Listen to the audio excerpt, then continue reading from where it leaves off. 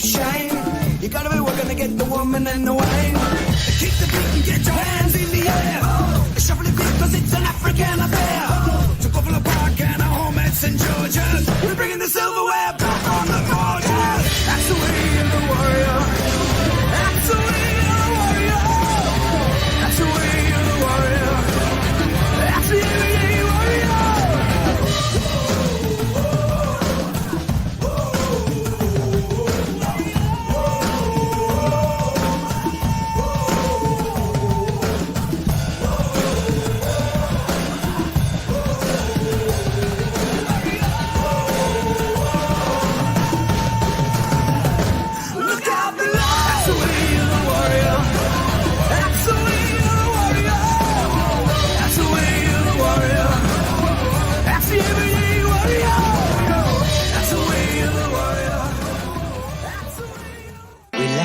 Down, coming out of PE town. Drink, find a shot. Never mind your liver, get to Gino's spot. Gino's spot. Get to Gino's spot. Gino's spot. Have a laugh, have a giggle, and exercise your middle. Have a Gino shot. Gino's shot. Get to Gino's spot. Gino's spot. Get to Gino's spot. Gino's spot. Have a laugh, have a giggle, and exercise your middle. Get to Gino's spot. Gino's spot. Ladies and gentlemen, welcome to Center Stage.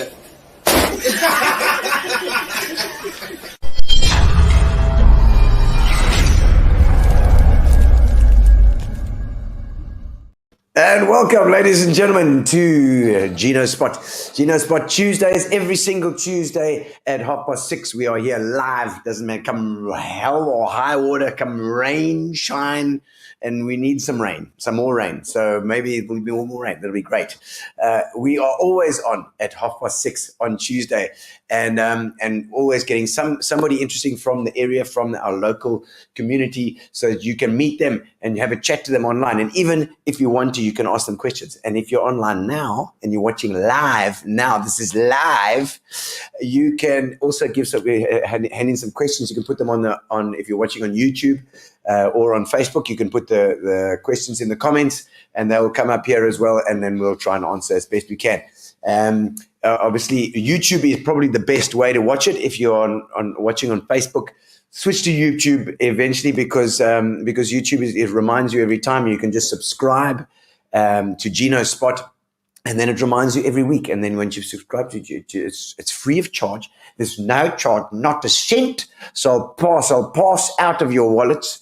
But you can watch every single week for nothing, and also you can subscribe to it, and then they will notify you when it comes on Tuesdays at 6:30, in case you forget, because you might be doing something else. That's completely unimportant because you should rather be watching this.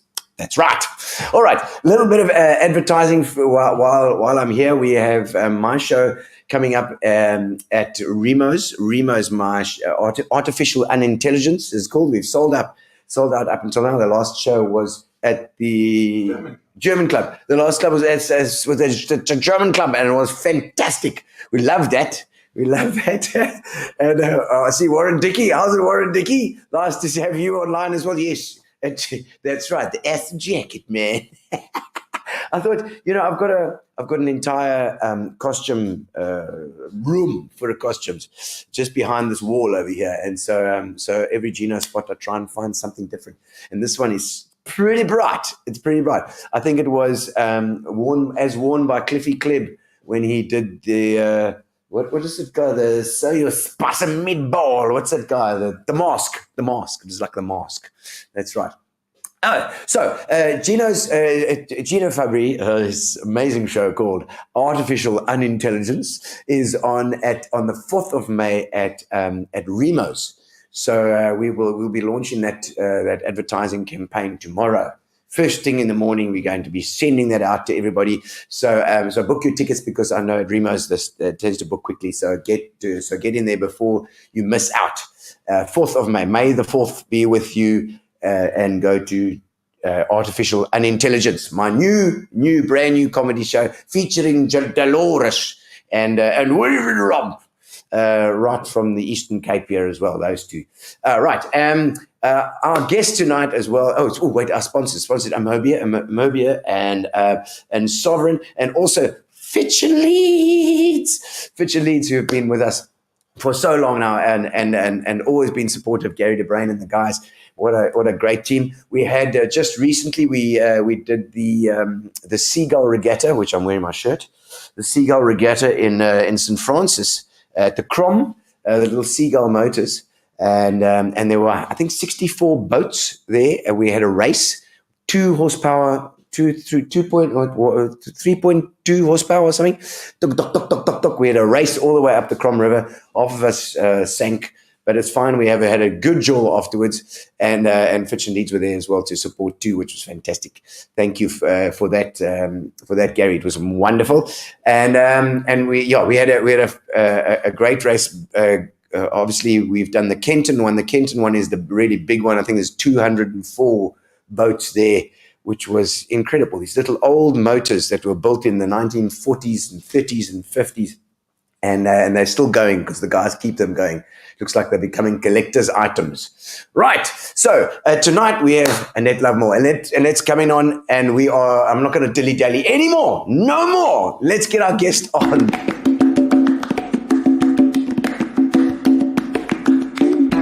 Ooh, welcome to the show. Now it's your time to shine. We're gonna have a lekker chat tonight. Another good time. And there we are, and we're in. Annette, lovely to see you, and fantastic to have you on. I've been eyeing you for a while to get you on. I know we've been chatting for a little while to try and get the right dates and the right time. You're a busy lady. You've been working hard. Yes, I have, and now that elections are near, things are getting busier and busier. Hey, I'm sure. So, and you know what is the worst of all is that our lives are completely unpredictable. We live in Nelson Mandela Bay with a dysfunctional council. Yeah. So just to give you an example, we were supposed to have, and this is how difficult it is to define a calendar date when I am available to do something. So we were supposed to have a council meeting today, the 26th. Yeah. It was then postponed to Thursday. It was then postponed to tomorrow. That's postponed a lot. It's now happening tomorrow. In the meantime, though, Gino, I must just tell you this. In the meantime, though, you're aware that the mayor has brought a motion in the last council meeting to suspend the city manager and bring disciplinary action against her. She has now laid criminal charges against him and every lawyer that he has used in that whole process. But can you explain this thing to me? Because I have no idea what's going on with the city manager and it's Kaba. What is the other MBDA guy, Annette Lovemore? Yes. Is it got something to do with that as well, or is that a different thing? No, well, it's one of the things that she is accused of by the mayor. She's accused of entering into a settlement agreement. He got 3 million to leave, basically, but she was accused of entering into a settlement agreement. But the fact is that council decided that it would enter into a settlement agreement, and then all that she gets is the instruction to make it happen. Yeah. So to hold her accountable and say, well, you know, she didn't serve the city well because she actually implemented a council decision, an unlawful council decision, is just nonsensical. Yeah. And her lawyers make it very clear that this is the case. So she's it looks like she's on the right. And good for her. You know, I mean, we can't stand up and fight officials' battle. She's fighting her own battle, but good for her. She is never lying down and saying, "Oh, well, you got me this time." Yeah. She finds a way, and now, as I say, we got actually just before I left home, we got a copy of the letter that has been sent to the mayor and et al., all his lawyers, etc., that is involved, saying that criminal charges have been laid against them. It just seems to be so silly because it slows down everything. Everything gets now is focused on this thing when it should be focused on it's too dreadful. Getting stuff fixed up. It's really dreadful. You know, she's you know, for all her faults, she might have been involved. I don't know. There's the investigations into various aspects of the deals that might have been corrupt. I can't say. Yeah. But she's good. She actually gets on with the job. She's pretty So good. she's doing a job. She's bright. Yeah. She gets on with her work. Okay. But what we need is somebody in charge who makes sure that everybody else gets on with the job. Because at the moment things are just so dysfunctional. It's so broken. Every aspect of the municipality is broken. So I honestly don't believe. I mean, we're in opposition now. Yeah. Crying lots of tears because we know we could be doing a better job. I know. But we're in opposition. But it's just so important to keep fighting. You know, I mean, you just have to ask: is it worth a fight? Yes, it's worth a fight. Yeah. And you do just keep. And fighting. elections coming now. You know, I was watching a chap who was doing a political commentary, and he was saying the sort of gave three scenarios where the ANC, it's all to do with the ANC and how much vote they get, you know, and if they get very little vote, it wouldn't be so good, because then they'd have to hook up with an EFF or it would go too far left. Then it would go far left, and then if they get sort of if it's too good, then they keep power. And you have the same thing continuing. What he was saying is what he would have liked to have seen is a loss, but not a bad loss. so you need so that they wouldn't form the coalition with the far left, but then the others would be able to have a coalition. You know, and then it's coalition government again. And I'm thinking to myself, gee whiz, it's so. Are we going to sit with coalition governments now for a hang of a long time? I think we are, but you know, as Helen Ziller often talks about coalition governments and how it can work, and it works across the world. In Germany, they've had coalition governments for decades and decades, but they're a very mature democracy. Yeah. We are not, you know. Yeah. So yes, the focus does tend to be on. I mean, when we were in government, we had 10 parties in coalition. Come on, you know, how was Retief is fantastic. He's got so much energy. He cares so deeply about the Bay, and all of us too, who were part of his Mayoral Committee. Yeah. Similarly, but each of those parties insists on a position, so they must be given a portfolio, although they've got one seat in council. Yeah. And for him to hold them accountable was almost impossible, because the response is just, you want my vote, you don't want my vote, you decide, you know? Yeah. So it's very, very difficult. Because it makes these little kingmakers, you know, these small parties. Well, I mean, look at Gary van Niekerk. Yeah. If you want to see a kingmaker. It's a small party like that, but yet he's quite incredible, actually. I mean, he came in with this 2-seat party, three seat party, and he's been the speaker, and now he's the mayor, and he's been the mayor for far too long. Yes. For far too long. Yeah. So it really is quite incredible. I mean, for all his idiocy. He's got staying power. He's got staying power somehow. And he clearly got some sort of connections that he can. It's like, how does he do this? Yeah. I haven't found the answer to that. I don't know. His own party sort of fell apart, didn't it? I mean, yes. I mean, yes, that was when he used municipal money. I mean, he was thrown out of his own party. Yeah. He wanted to go to court. So he wasn't even a councillor because he was out of his own party. Yeah. But he wanted to go to court to fight that.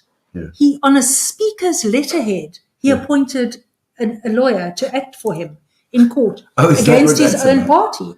Ran up a legal bill of 500,000 rand. Jeez, which, of course, the lawyers then charged to the municipality because it was on the speaker's letterhead. Still hasn't been paid. Well, I hope that he's going to be made to pay it in the end. Ultimately, I mean, certainly the people of Nelson Mandela Bay should not pay that bill by any means. Yeah, it's just you know, and I'm sure as a councillor you get inundated with all sorts of requests all the time, you know, and it's potholes, and it's always the potholes, and it's always the thing. You do as a ward councillor, and I was a ward councillor until 2009. Okay. From 2002, so I've been a public representative since the year 2000. Gee, was that? So this will be my 25th year. Is it 2025? Yeah, 2024. Yeah, it's 24th year. This will be my 24th year. Yeah. So I was a ward councillor for 9 years. Okay.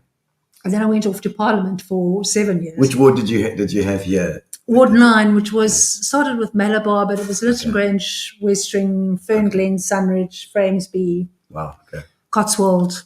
Yeah. It was great. I loved being a ward councillor. Okay. I loved it. But things worked a little bit better in those days, Yes, you know. yes. It was Yeah. bad, but it wasn't as Yeah. bad as it is now. And we had people like Graham Richards. I don't know if you know Graham Richards. He was the city manager at that stage. Okay. I mean, Yes, I remember him. capable people, you know, Yeah.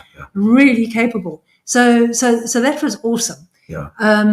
I did love it. And I went to Parliament for 7 years. And then I came back when Athol became mayor. Okay. Yeah. So to be part of Athol's government. Yes. Okay. And to be part of government in my home city when I'd spent so many years in opposition, punting the DA's policies, etc., Yes, in yes. opposition, and now I had the opportunity to try and put them in place Sure. in government. I mean, that was an incredible opportunity. Yeah. And of course, we were in government for 2 years, Yeah. kicked out, Oh. and then I came back as a member of the Mayoral Committee with Mother Banga. Yeah. Oh, yes. And Yeah. then came back again as a member of the Mayoral Committee with Retief. Yes, Retief, yes. And at the moment, we're in the opposition. Yeah. But I'm a PR councillor, which means that I represent only the party. Okay. So I get involved personally, me. Yeah. I get involved in a whole lot of different issues where I can put my skills and experience to use. So, so I'm very involved, for instance, in the manganese ore business. I like to research. Okay. I like to write. I dig out, raise questions all the time. Very involved in the manganese ore business.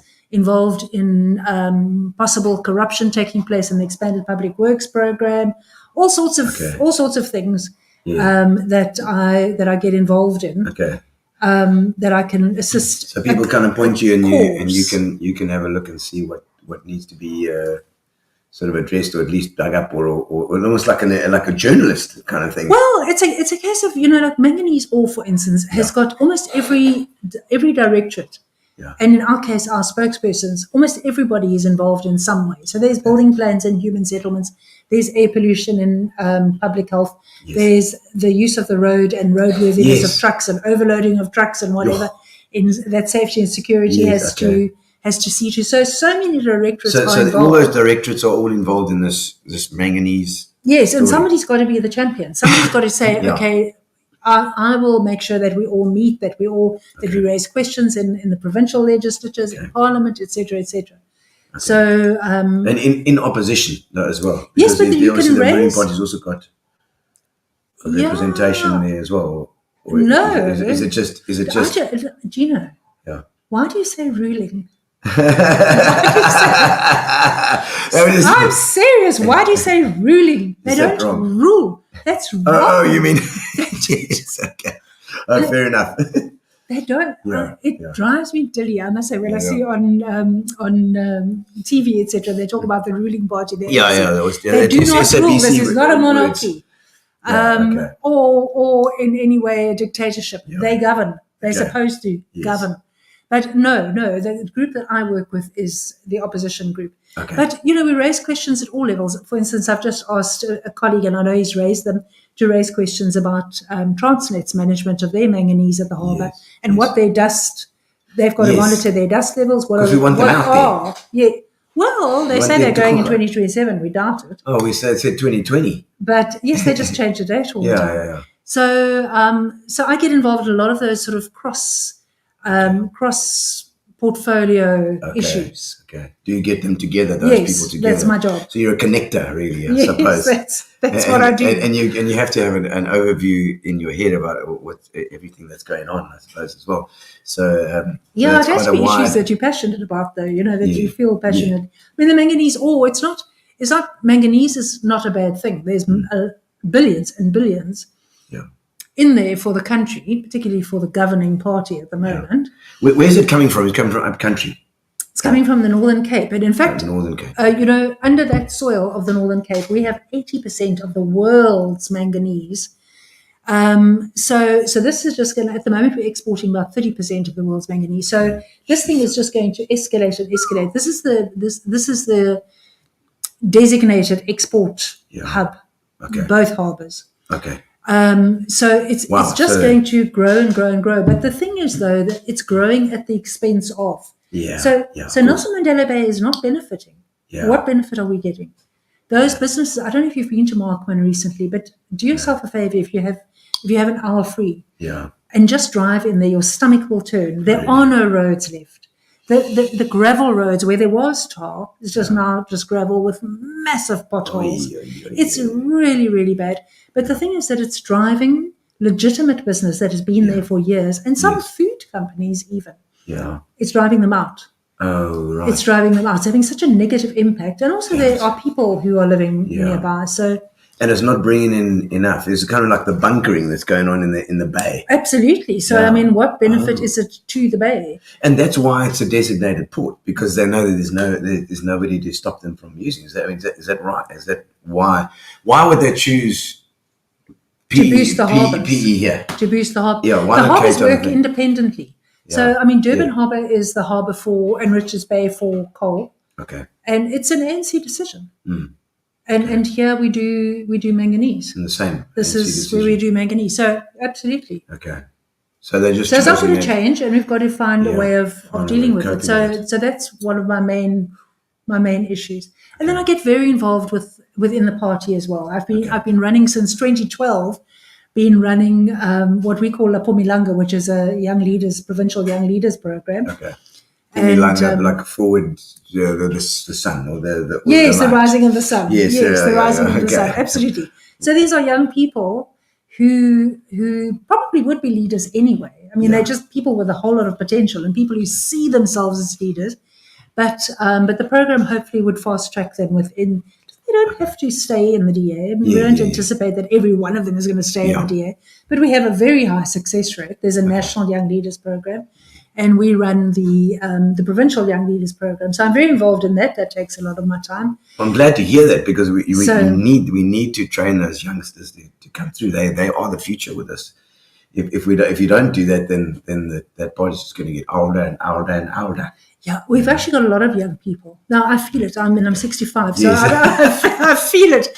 Even not my own people, but from the ANC particularly, every now and again they will shout, when you stand up and talk about something, they will shout something like, go and play with your grandchildren, really, or something like that, just to shut you up. Yes. But, I mean, I have still energy, I have enthusiasm, as long as I've got passion. Gino, I have a daily dose of outrage. Yeah. I really, I really do. Rant. Yes, something has to make me feel outraged every single day. Like recently, the scholar transport issue, when there was no scholar transport, and these kids. I work a lot in the Keiger and Rocklands area. Okay. And these kids are getting dressed for school beautiful. They're so neat. They're getting dressed for school every day, stand there at the bus stop. No bus comes for over a month. You can't not be outraged about that and try and do something about that. But no, there's enough bad stuff going on to have a daily dose of outrage. I mean, I see that, and they've got that same problem in St. Francis at the moment with the kids that want to get into. Exactly. Yeah. Which is cool. Yeah. So that's another. And I know that the school kids are with Philippa, that was one of your portfolios, the Basic education, yes. Basic education. Yes. At the time, Yeah. And I mean, I mean, and you get thrown in the deep end in the end with these things. We were just saying, as a part of the DA yourself, you get given this portfolio and just run with it, go. Well, you do. When I was very lucky when I went there, because my background is I did a BSc in maths and chemistry. Okay. And then I went gradually. I spent a couple of years at the breweries and became a qualified taster, which was Nice. which was great fun. Yes, But- a taster. It's every schoolboy's dream to have a qualified beer taster. Yeah, the beer taster. But I moved on from there to gradually become very involved in water management. Okay. And then environmental management, environmental law, etc. I lectured quite a lot, etc. in those fields. So when I went to Parliament, I was very lucky to be put on that portfolio. But you get shifted around. I was on Home Affairs for a short while, for about a year and a half. Yikes. No, but listen, They're just it's stats. not just it's not just passports and IDs that people are struggling to get, and unabridged birth certificates, which is, I think, the worst. Okay. It's the human rights of refugees. Oh, right. Okay. For me, was the biggest thing. I went to Lindela, which is the, what do they call it? Like a refugee camp. It's not a camp. It's a place where we know when they round all these guys. Lindela means wait. Does it mean wait? Called Lindela. Wait Like a bit. wait, Yeah, wait okay, a bit. yes. Yeah. So it is the place. It's a waiting from place. where they wait to go to be deported. So everybody that gets rounded up in the country gets trucked, and it really is, to me, they looked like cattle trucks, honestly, arriving at Lindela. And you walk down this, it's just, I never was, this sounds very arrogant even for me to say it. I never obviously was in the Second World War, but I just thought this must have been what people felt like walking into a concentration camp, because there's this tunnel, it's all enclosed, and you walk, it's a long tunnel, you walk down these big doors at the end there, and you open the doors, and that's the end of you in South Africa. But inside there's nothing, it's just bare and cement. But generally the rights of refugees, that was my big issue. And also, and let me tell you, I got into a whole lot of trouble for this with voters, not so much with my party, but with voters.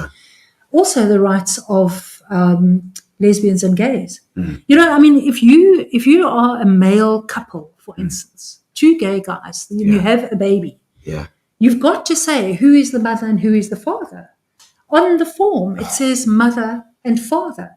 Come on, get with the program. I mean, seriously, there were a lot of cases of people not being able to get married because Home Affairs has their designated marriage officers, but they're allowed to decide whether they, maybe for their, according to their own religious beliefs, whether they want or they're prepared to marry a gay couple or not. And many are not. So at one stage, for instance, here in Port Elizabeth, in Port Elizabeth, gay couples couldn't get married. So that was the kind of thing that the passports and stuff is very important, but it does get a bit dull. It was boring. It does get a bit dull. But there's enough to keep you stimulated. Get the daily dose of outrage. Yes. Okay, that's what you need. And then you get working on trying to help people. Basic education is, I used to cry almost every day, and it worried me. I thought, should I go and see somebody? Should I go and talk to somebody? Get some help, some therapy? I thought, if I'm seeing what I'm seeing, and I'm not crying, then there's actually a problem. Really, because I did see the 80% of the schools that are dysfunctional. Talking to a principal, I'll never forget that in Limpopo, where they didn't get textbooks, the whole province didn't get textbooks, and saying to this guy, you had a very low pass rate last year with your matrics, haven't got textbooks, you haven't got enough teachers, what's going to happen this year? And he just shrugged his shoulders and said, they'll fail. So that still requires a lot. Well, but you see, there's stuff that you don't just leave that behind. We're busy at the moment trying to get a community library going. We've got lots of donations of books, so we're starting reading at schools. And because reading's the big thing, that kids must learn to read. But you're quite right. You just get thrown in the deep end. You've got to learn. I get a call from Lindiwe Maziboko saying, as from tomorrow, you are a spokesperson on basic education. And then the press start phoning and they say, hi, Annette, just want to find out about this and that. Honourable Lovemore, and that's another bugbear of mine, but Honourable Lovemore. Honourable Lovemore. What is your view of education for the future? What would you like to see change?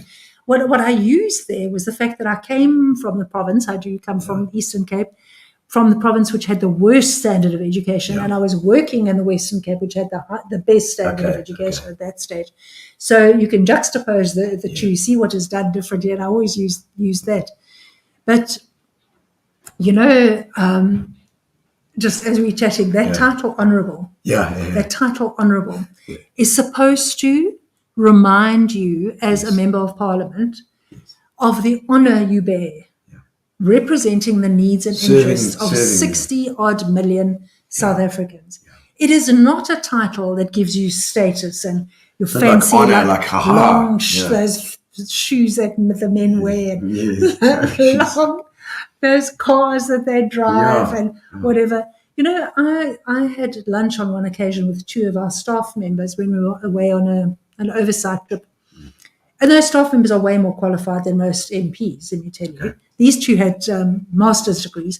And I was actually called in by the leader of our delegation, who was one of the ANC MPs, after that, told that they must know their place. They are officials. They cannot fraternize with honourables. No, and if they continue to do that, they will be, I mean, they did used to use this term, honourables. Yeah. Honourable. If they continue to do that, they will get sent home. Yeah. So, and they were, of course, spoken to as well. But I was told in no uncertain terms that it's not, I mustn't fraternize with staff. Lowly staff. Lowly staff who are writing all the speeches, doing all the people. research, etc., etc. So it didn't worry me particularly, but it does worry me that people think that politics brings status, or a politician has got a certain status, and you don't. I have, like, you've chosen a way to add value to people's lives using your skill set, and I chose a way to add value, I hope, to people's lives using my skill set. And there are different ways. The fact that mine is politics doesn't elevate me. Yes. It really doesn't. Yeah, it's a servant of the people in the end. People do, though, they and, you know, I don't know so much now, but certainly when I was first a councillor in the year 2000, I became a councillor. And then you used to arrive at somebody's house and they'd have all their best teacups and things out. And I went to a thing once where there were a couple of ladies getting together, and each of the ladies, it was in Grafenet, each of the ladies was asked to bring something for the tea. So they were only melktert. The whole table was full of melktert. Yes, is so lekker. But as die raadslid kom kuier, you know. So and so for some people that is very special. Yes, yeah. But what is most special, I think, is the fact that you have a power that everybody should have. It's not okay that councillors are able to achieve more than the average person. So if you've got a problem with your account, say, and you can't find anybody to talk to, I might be able to better find a person to talk to and get it sorted out, you know. Shouldn't be that way, but it is because it's government. So people need you, and then they see you as something special because you talk to the big people and people in charge and whatever. Because you have to, as part of your job all the time. But that's your job, and you have to be connected in that way. You do. I mean, if you put your face on the poll, as I did for the 2000 election and 2006 election. How did you put that? Yes, because I was becoming a ward councillor. So you put your face on the poll and you say, vote for me and I will serve your needs and interests. You have to do it. I mean, you don't just do that and then just renege on that promise as soon as you're elected. You don't. Or you can. It's difficult to do everything as well, because I'm sure you get swamped, especially as a ward councillor. You know? You do get swamped. Luckily, no, you do. Yeah. And your life is not your own. How do you cope with that, though? I mean, how do you deal You get with good that? staff. We're very lucky in our metro that each ward councillor has got 2 staff members. Okay. So if you choose your staff members well, they can take a lot of load off your shoulders. And you work as a team then, basically. Oh yeah, but the thing is that people have got your phone number. You know, they otherwise they've got the office number, but they've got your phone number. So after hours when electricity goes out, It's 1,000 phone calls. I gaan nou vir die raadslid bel, you know, they do. So, and they've got every right to. What's going on with electricity? You know, it's not load shedding, etc., etc. We haven't had water for 2 days, or whatever it might be. And the more dysfunctional the city is, the less your life is your own. Yes. So the ward councillors have it really rough. And the fact is that social media gives people a level of anonymity, which allows them to abuse. Warriors. It allows them to abuse. So they swear. I mean, our ward councillors are treated very, very badly. I don't get that.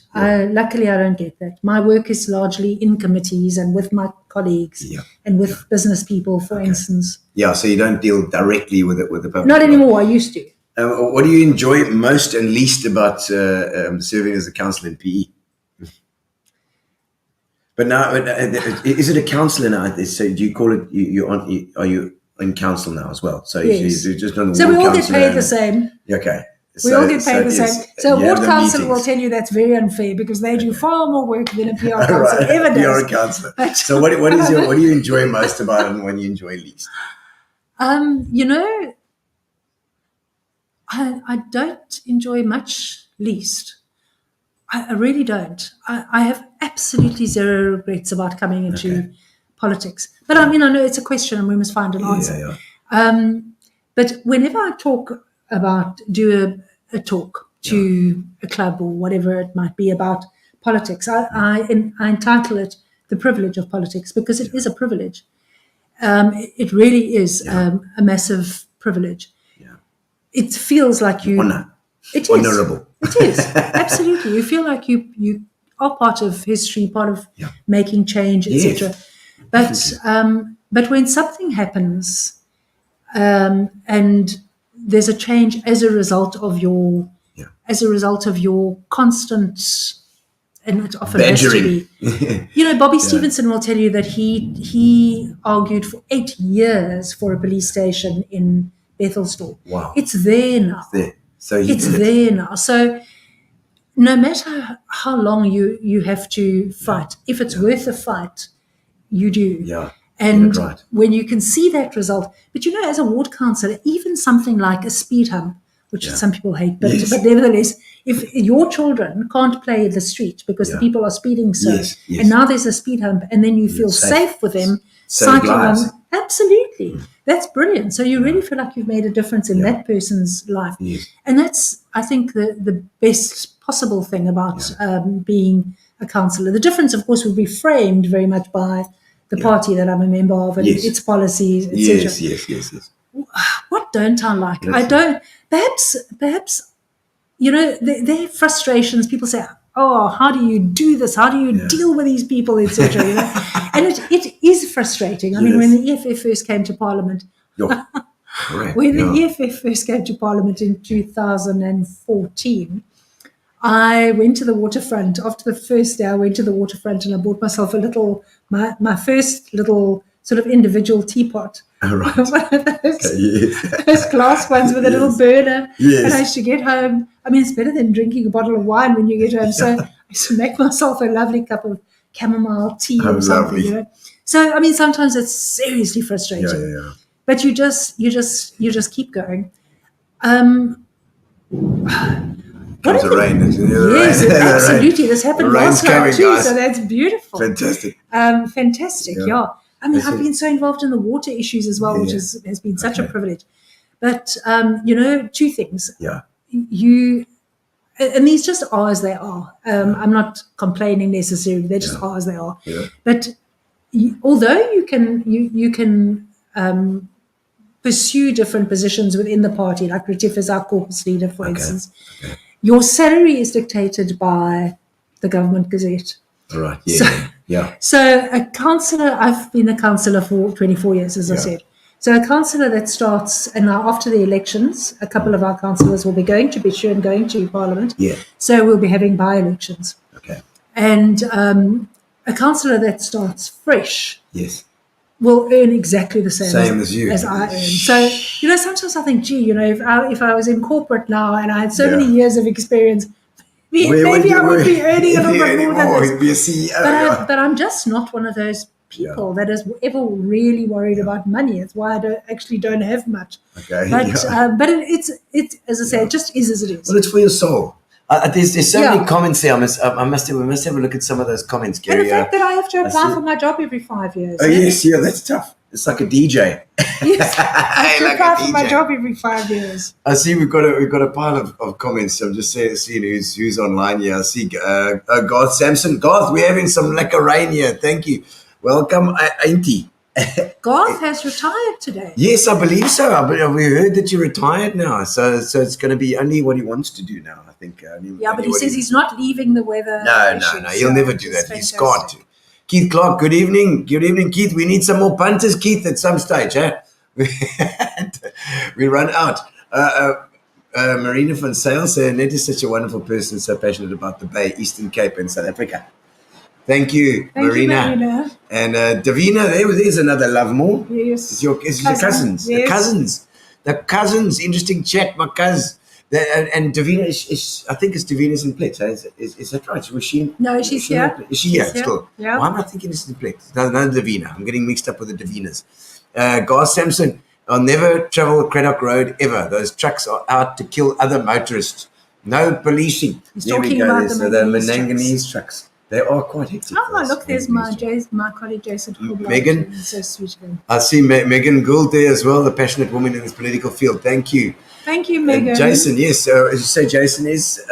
Jason is the Ward 40 councillor. Ward He's 40, the I ward see. councillor there, and I work Okay. with him, assisting him in Ward 40. It's a massive ward. It takes up 1/3 of the metro. What areas is that now? It's all along the coast: Seaview, Beachview, Kinney Bay, Blue Horizon Bay, Yo. and then down to Rocklands, Greenbushes, Keiger. It's massive. Okay. She was. You're gonna have to bring the mics closer here because it's bloody raining like it's.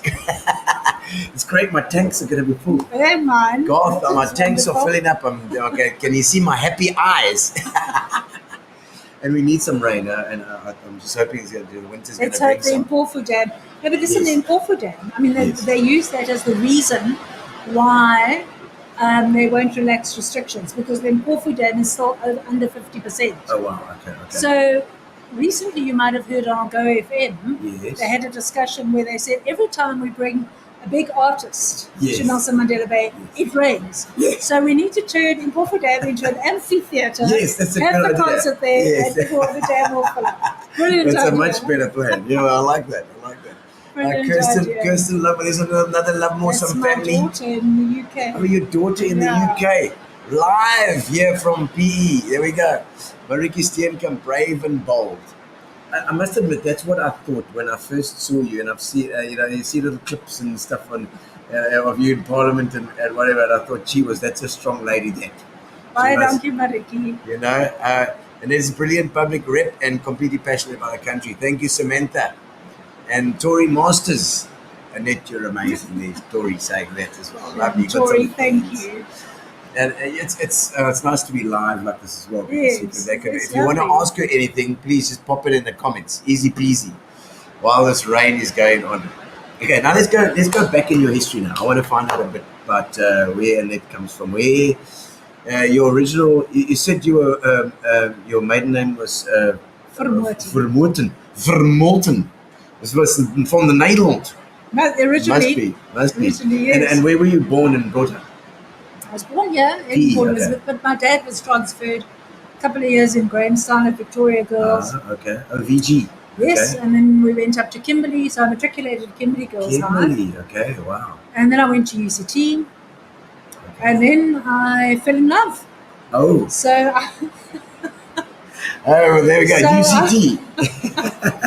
so I followed the person with whom I was so in love Yes. back to Port Elizabeth. He actually lived in Port Was Elizabeth. that not your hubby? No, it was Before you- over within 6 weeks. Oh, It was 6 over. weeks. So you were heartbroken. It had been a long distance. He was in the army in those days. Oh, Remember, you had to do the yes, 2 of years. course.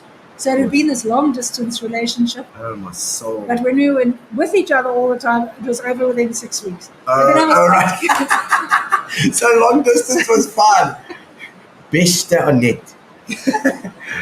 Jy's Liewe pragtig. Annette. Ek hoor van daai fotootjie wat jy vir my gestuur het. Dankie. yeah. So, Okay.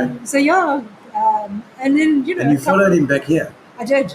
And then 6 weeks and it was gone. So you Yeah, were but it's okay. stuck in PE. I made friends, Yeah. good friends, Okay. and eventually I met Kenny Lovemore, Okay. Yeah. whom I married, and Okay. and that was that as far as Port Elizabeth was concerned, because this Yes. is his home. Okay. So okay. we weren't going to move after Oh, after my that. God. happened, as long What as did I he was- do? What was Kenny's? Kenny's love. He was the youngest of 3 sons. So Okay. so he's from Bushy Park Lovemores, Okay. and there were 3 brothers, and it's been since 1820 that the oldest brother has Yes. inherited the farm. Oh, I So we see. always knew that the youngest brother would not inherit anything. Wow. All Kenny wanted to do was farm. Oh, But my his word. dad very wisely said to him, before you come and farm, go and get a trade, which he did do. He became a mechanic and then he went back to farm.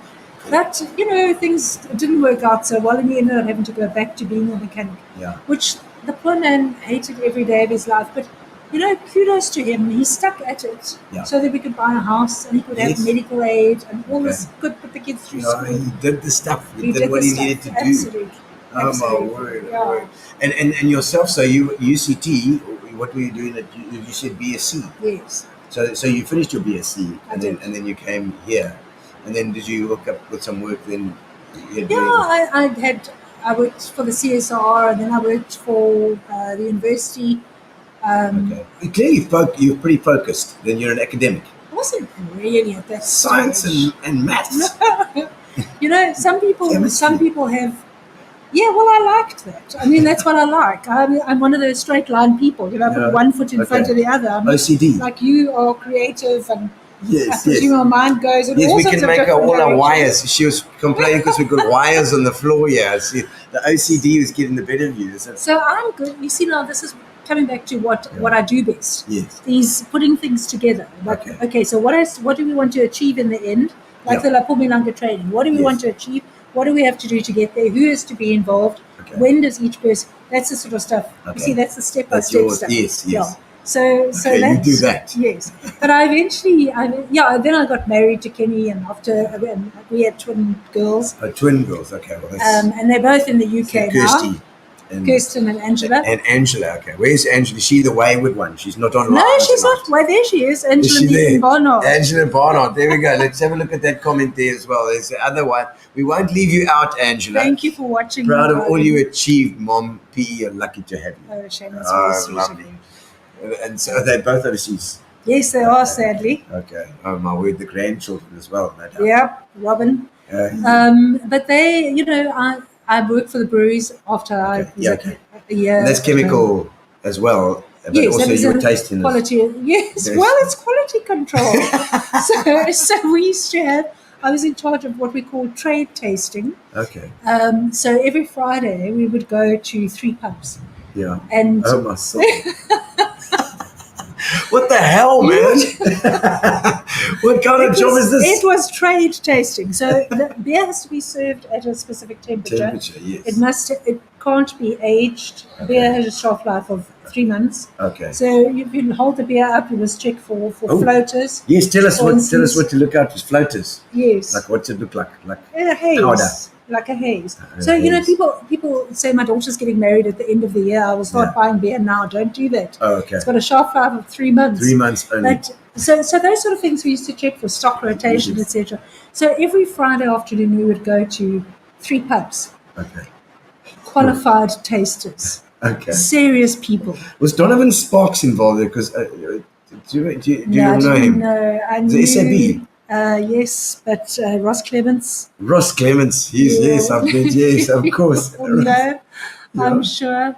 Stockberger was also a rep at that stage. Ross, but there was the guy. Oh man, I've forgotten the names now. But Ross, Ross definitely is one of them. I've seen him. I saw him not too long ago.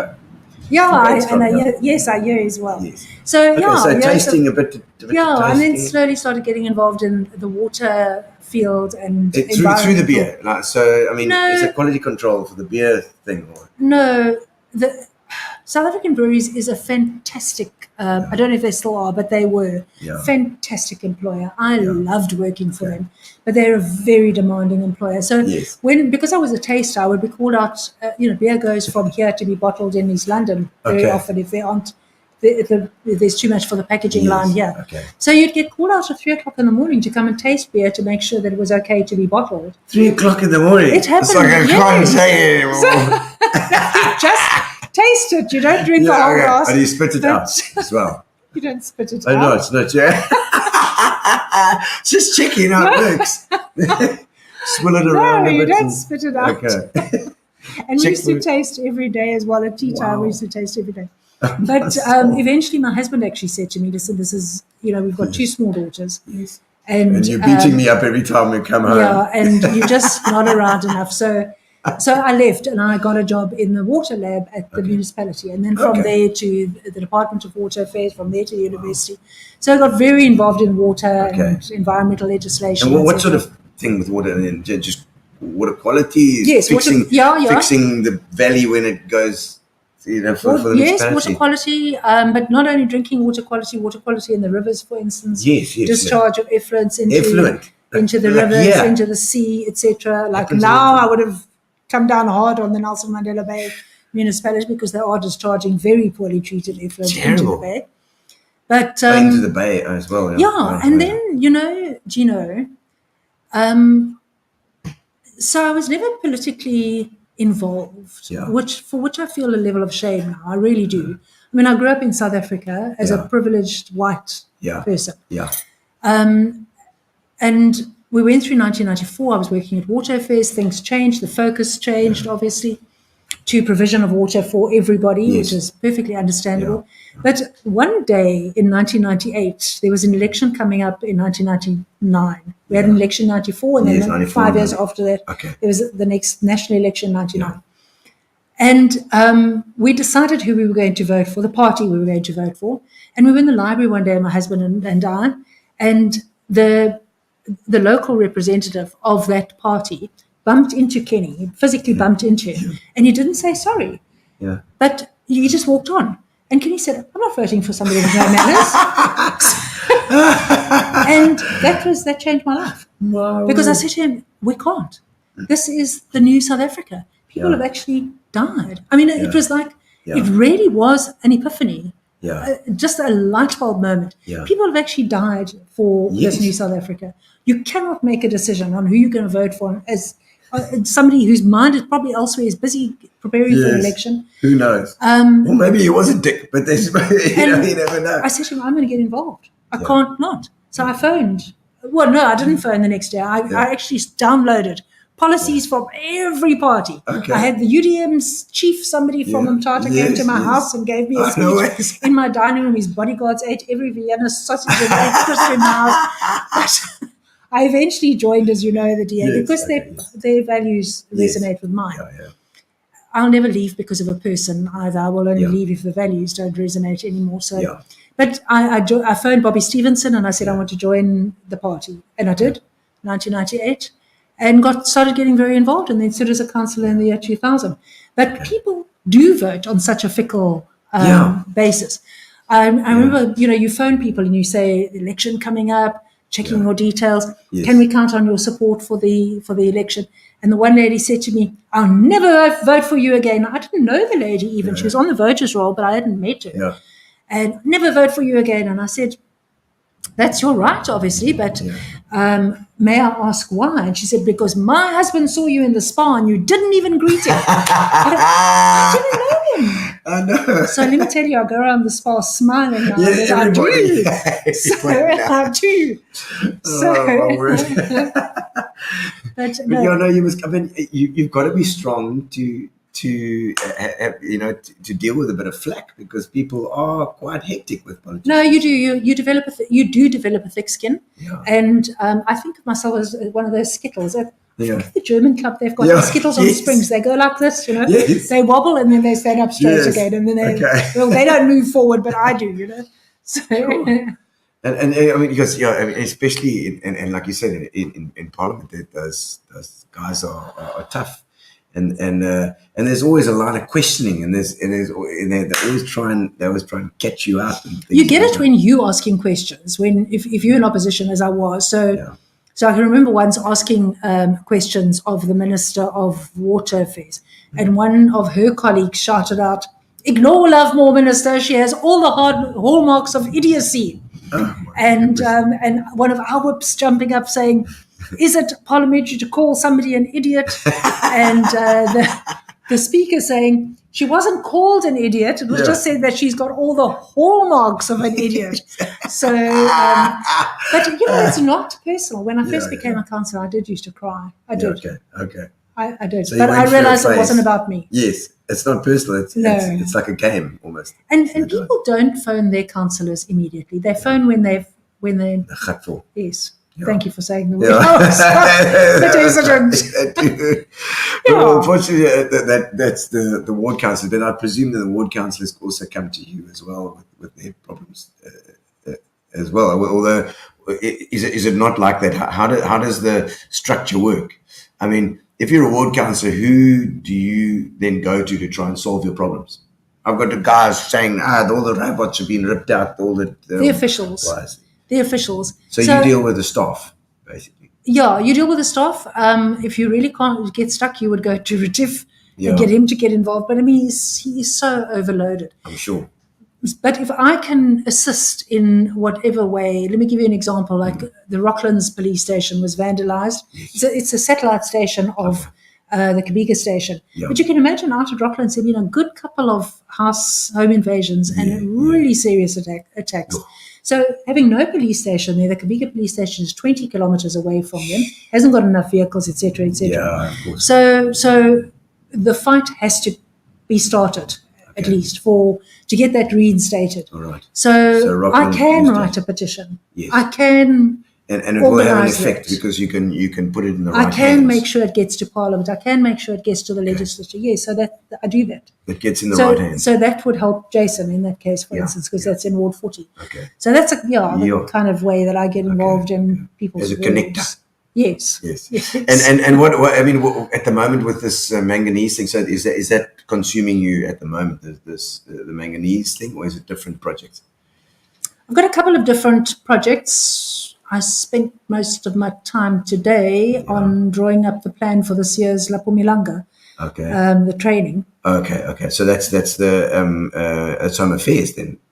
No, that's us. That's La Pumilanga is the DA's provincial young leaders. Yes, No so problem. I'm getting confused with with what you said earlier. I've gone immigrants. all over the place. Yeah. Okay, so this is the leadership program for the DA now. So that was most of today, and I've been quite busy recently with EPWP. We're very concerned that the expanded public works program is very politicized, and so we're trying to find ways to armor it, basically, to guard it against political interference. Okay, because there's tenders there for is this for housing and stuff as well?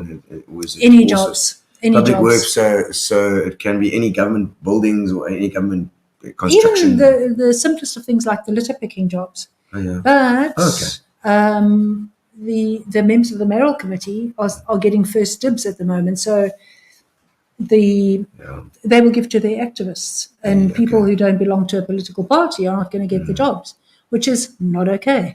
So that's something that I've been working on with Ronaldo Goos, actually. He's off to Parliament. Is he? Yes, I'm so proud. I have no right to be proud of him, but Ronaldo, I'm very proud he's of a lovely guy. I mean, we've had him on as well. He's also outspoken and he's passionate about it. So and kudos to him. Yeah, it's what you need. This is something that you have to know when you're going into a political party. For me, anyway, it's very important.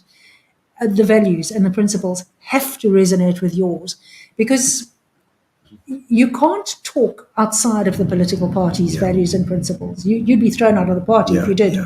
So, and yet you don't want. You've still got to have your own brand within the party. You can't just be a parrot of DA language. So you've got to be so sure that, as I say, that those values and principles resonate with yours, which in Ronaldo's case, they do. So he can quite confidently speak out. I love the fact that he does. I'm such a Ronaldo fan. A typical day in the life of a councillor. What does that include? Wake up and you brush your teeth, and then what? I think what people are probably expecting to hear is more about a ward councillor.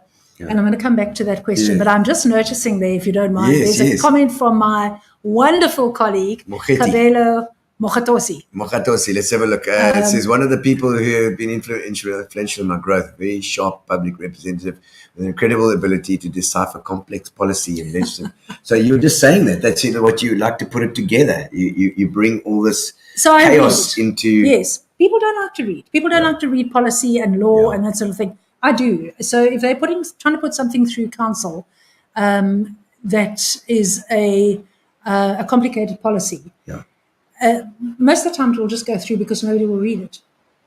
But I do read it. Okay. So thank you, policy, Kabelo, for noting. You have to have somebody doing that. For noting that. One of the things that he hasn't mentioned it there, but that he brings up very often is he came through our Lovemore Young Leaders Program and then went on to be part of the National Young Leaders Program. He's now going to Bishu. He's done very well and he's high up on the list in Bishu.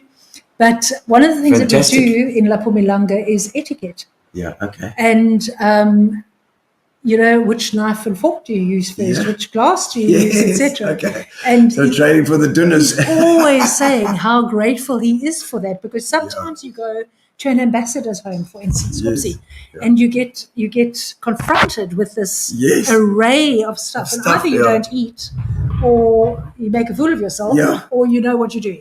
So he knows what he's doing, which is fantastic. From ground up, everything. So we should look out for Mokgeti watch him, I'm telling you. Watch him as he rises through the ranks. It's great to hear. He's teaching us to sing.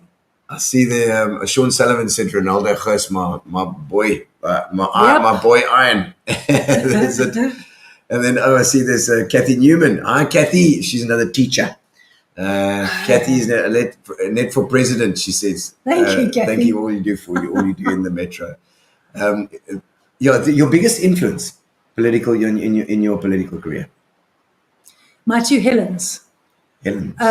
Suzman and Zilla. Yeah, exactly.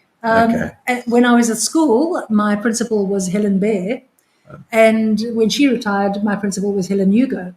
Okay. So I have done a speech entitled "My Four Helens." The Four Helens. And in fact, I told one day I was talking to Helen Zilla's husband, Johan, about my four Helens, and he said you should do a speech, and I did. Yeah. And I've done it a couple of times.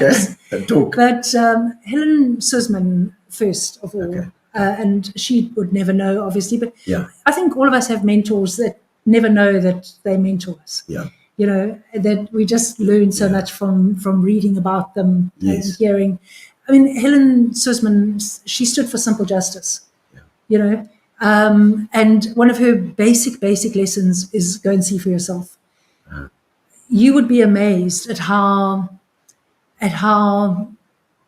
I'm trying to find a kind way to say this, but how you are told things that make you think everything's fine. Everything's fine until you go and look and see for yourself. Okay. So Helen Suzman was in the position where she went to the prisons, for instance, to see what the conditions were like for herself. Yes. Helen Zilla is an incredible woman. She will go down in history as one of the greatest leaders South Africa has ever had.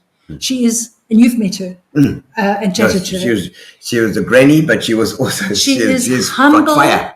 She doesn't do titles and status. No. She doesn't do that. And in fact, it irritates her. It really irritates her. So, and Helen can resonate with from the poorest of the poor to top business people, leaders of countries, whoever, because it's all about common issues and what matters ultimately. She's not afraid. She just says what she feels, and she's got into trouble for all sorts, but it doesn't matter. You are attracted to somebody who's real. It's not for no reason that her book is called Not Without a Fight. Yeah. So proper fight. Absolutely. So Helen Zilla, I do actually find myself, and I know this might sound a bit cliched and maybe a bit silly, but so I do find myself sometimes saying, "What would Helen do?" Yeah. When we had the situation last year when water actually was not safe to drink for months, it was not safe to drink. The jig lady, yes. And I said to my colleague, "What would Helen do?" Yeah. Helen would chain herself to one of the pillars at the city hall. I want to do this. Yeah. But I'm not the sponsor on water anymore. I was, sure. Yes, but I'm not anymore. So I don't make those decisions. But I wanted to do that. I wanted to camp out on the City Hall Square, Vuisilumeni Square, to And make sort it out. to make a Because point. it's only the poorest of the poor that's it's going to affect. We're going to have cholera. Can't buy bottled water for No, heaven's sake. right. Yeah, nobody can afford that when you're living in a shack. For goodness sakes, you need that water. You need those taps. You need this, and it, look, So Helen Ziller she really has been my greatest. and I think Sussman was one of her Absolutely. mentors as well. And they as met. well. They knew each other. Yes. So Yeah. absolutely. Amazing. No, Helen is amazing. So and Helen means guiding light. Okay. Although Helen's name is actually, her first name is actually Otto. Oh. Her parents are German Jews, although she's a Christian. Okay. Yes. Okay. But it's Otto Helena is Maria, it Helena? in fact. Oh, really? Yeah, Maria sounded very nice Italian. I like this one. No, it's not Italian. You Well, can't claim German's everything Italian. is Italian. Fair enough. Oh, goodness There we go. gracious. Can you share a moment when you faced a tough decision as a councillor? Have you got any stories like that? Tough decision as a councillor.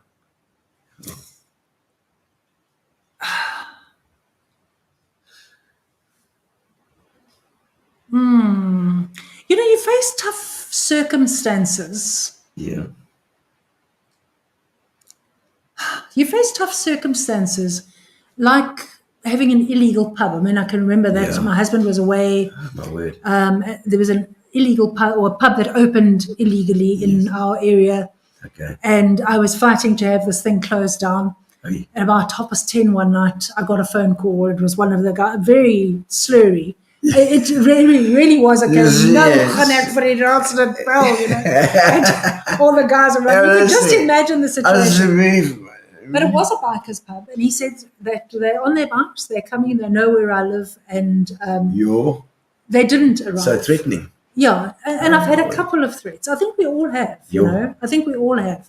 Okay. I mean, all politicians have had. As a comedian, I don't think I've ever had a life threat. Have you ever really threatened your life? It's never scared me. Yeah. I've never taken it that seriously. Yeah. So Sure. That is so tough. you could back down, but you can't because there are people living in the area. There are people who are exposed to like the noise all the time. Yeah, of It's course. like a difficult situation. Well, that's tough. Yeah, but it's not really difficult. The decision ultimately is. So do you think as a politician you've sometimes got to make decisions that are not necessarily popular, or I can't think of an example now, but you have to do something for the majority and not for the few. Although it seems to a certain part of the community that it's important to them, but not but it would affect the others. I don't know if there's anything like that, or Retief has had some very, and I'm using him not because he's the caucus leader or has been mayor, but because of his involvement in budget and treasury, and he was the member of the Mayoral Committee responsible for budget and treasury. So we introduced a charge to reconnect your electricity. We introduced that. Okay, yeah. Us, the DA government, introduced. Damn you!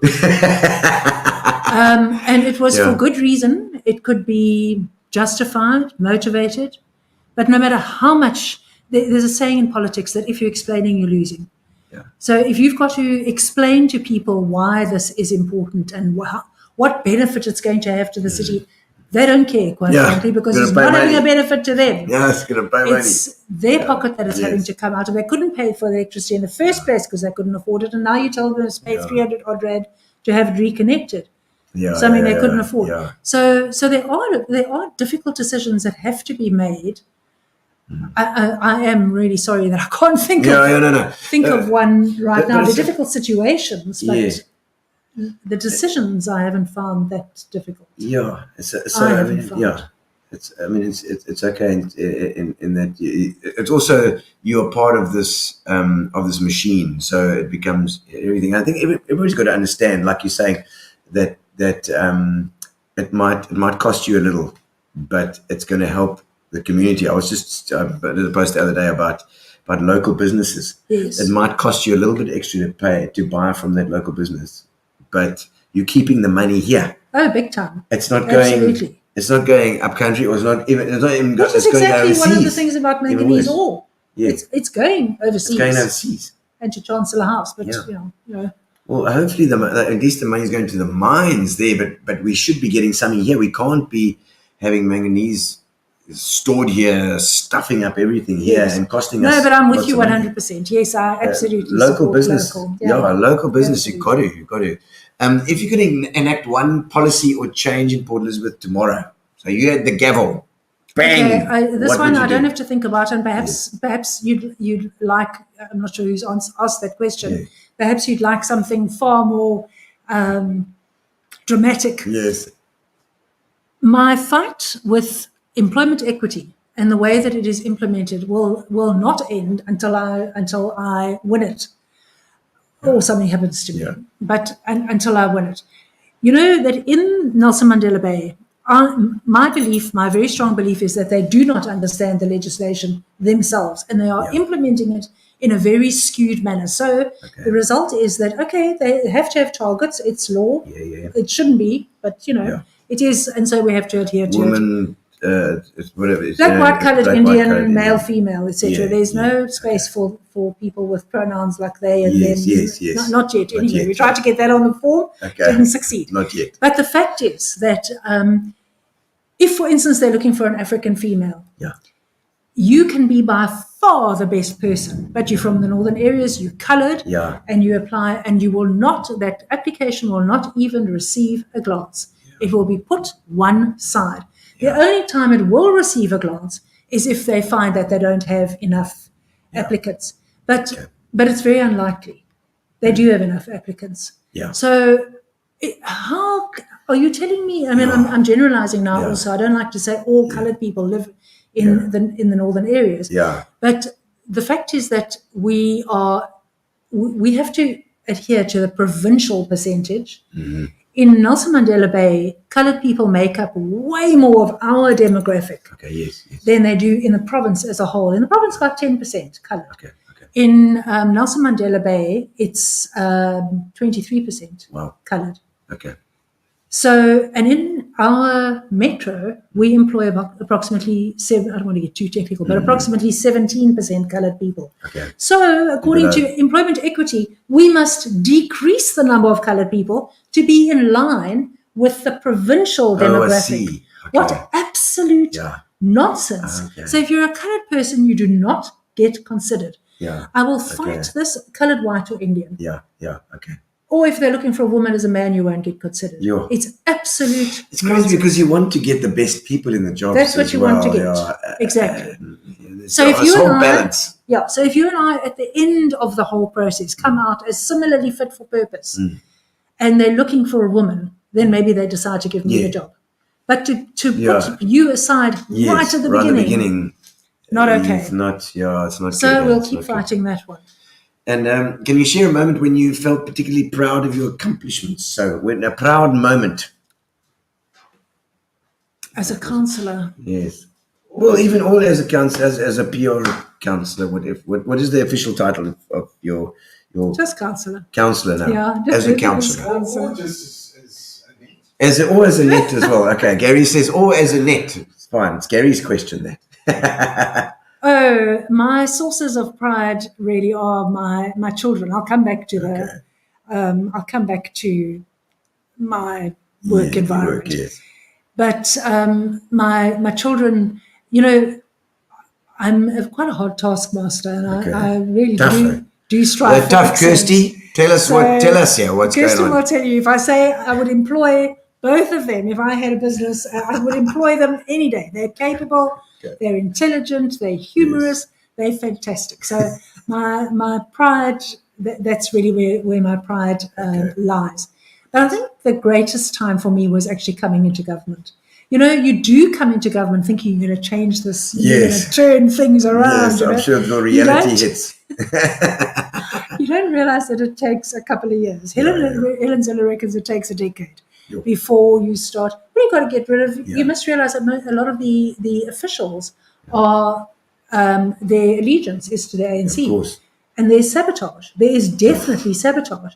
So You've got to sort all that out first, you know. But coming into government as the government Yeah. and being part of that stage, I was the member of the Mayoral Committee responsible for infrastructure and engineering, which was water, sanitation, roads and transport, and electricity and energy. Okay. So it was a massive portfolio. Yeah. Lots of learning, And so also lots of challenging. complaining with ESCOM, I'm sure. Oh my word! It was, but it was fantastic. Yeah, We were in yeah. government. We could make change. Yeah. We could do things like there was a problem with Nooit Gedacht. They just weren't. The money wasn't coming through from Mayoral Water. Okay. And they said they had meetings, so they couldn't come to meetings with us. Oh. I mean, come on, the whole project had come to a standstill. Yeah. So I just got in my car. They said, I said, where is the meeting? Find out, please. Yeah. My secretary. Yeah. She did. Got in my car and I rode. It was in East London. I rode there and I gate crashed. Yeah. Okay, their meeting. meeting. Because I was the political head. So you can do stuff like Yes. that. And I actually got what I needed at that stage. We got the thing moving Brilliant. again. Okay. So I think people were just so like, Yes, they're taken aback. just take I over love that. our meeting. Well, that's what if So- you need to do it, then you need to do it. You do. know, So I have, most of the time I'm not a loud person, I don't think. Yeah.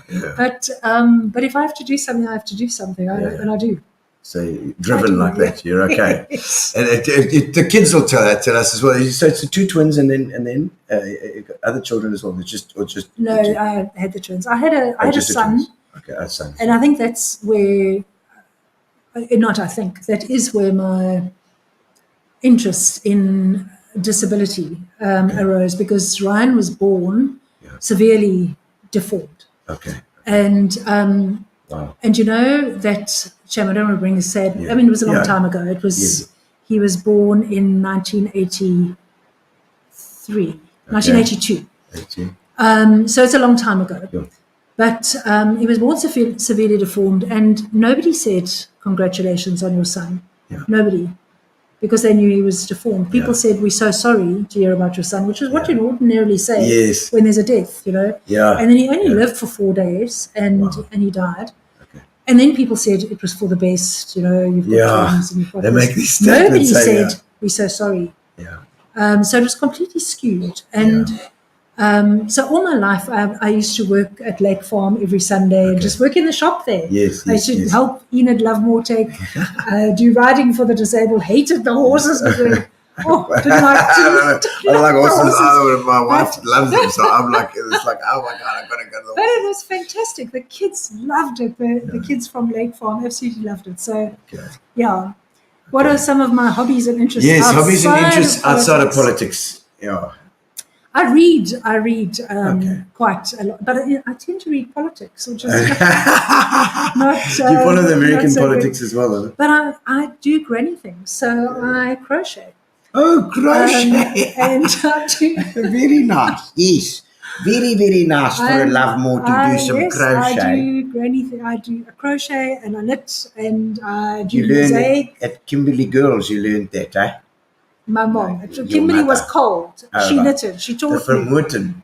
Exactly. It's And, net, jy moet leer, I hoor go jy? to painting classes. So I do a lot of crafty stuff. Okay. I like it's sort of different from my normal logical brain. Okay. So crafty. Yes. That's sort of anything with your hands. With my hands. Yes. And your mom, I say, I've lost my train of thought now, but I said that was in Kimberley. Your mom and dad were there. What was your dad doing there in Kimberley? He was a manager at the hospital. Oh, okay. Oh, the hospital. Yeah. So was he a doctor? No, he was a manager. Like Angela is now. She's Okay. She's the manager of the oncology unit at the Leicester Hospital in the UK. But Okay. no, that's what she did. And my mother didn't really work. She did odd jobs here and there. Okay. but- Was she arty or not? Was she? And that's what I wanted to find out is if you're brought up English then as well. You're not Afrikaans. For Morton sounds very I Afrikaans. know it does. But And when you're in Kimberley and you say Annette Vermoten. ja, I say Annette Afrikaans. vir Morton. Was jy But- Afrikaans? And I Nie loved Afrikaans. Afrikaans. I did Afrikaans okay. when it was still called Afrikaans higher But at school. home language is English. My home language, is English always, is English. okay. And of course, marrying into the Lovemore family, Yes. that was English. Yeah. Okay, yes, so of course that as well. A funny or memorable anecdote from your time in politics. So any funny stories? I think really it's the insults that get thrown at you in Parliament. I've mentioned the idiot Yes. one, but the Minister of Home Affairs, who was then Nkosazana Dlamini Zuma, Oh, yes.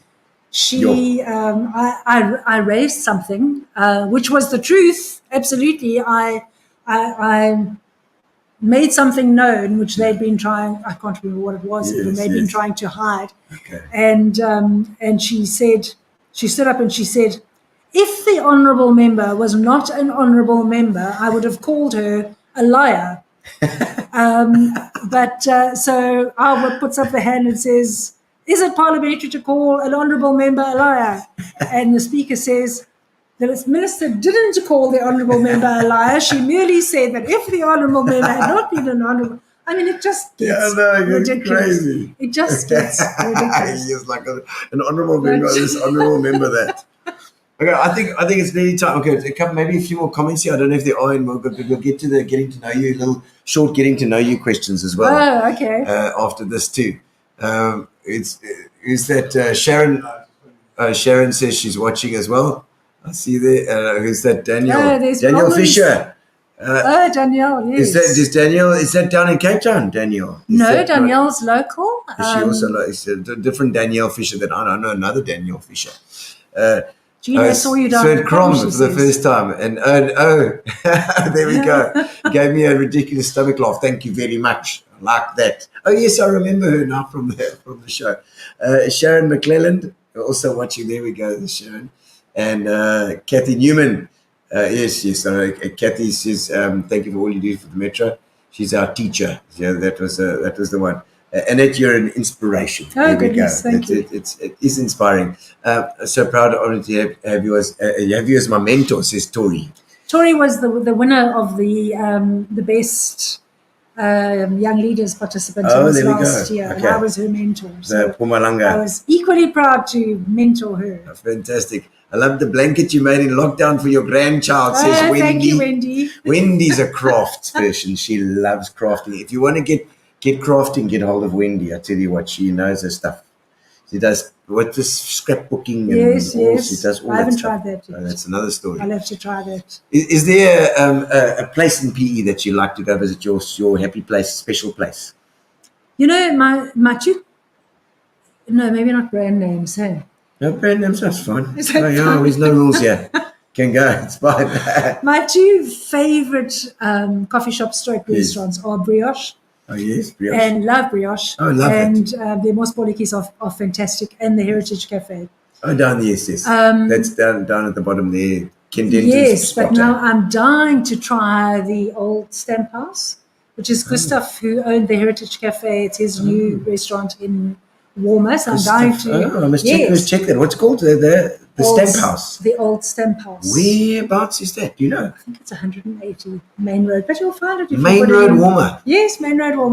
Give it a go. But I've like been that. very privileged being part of the Lovemore family Yes. to have had access to Bushy Park and the beach. Laurie's down there. Bay.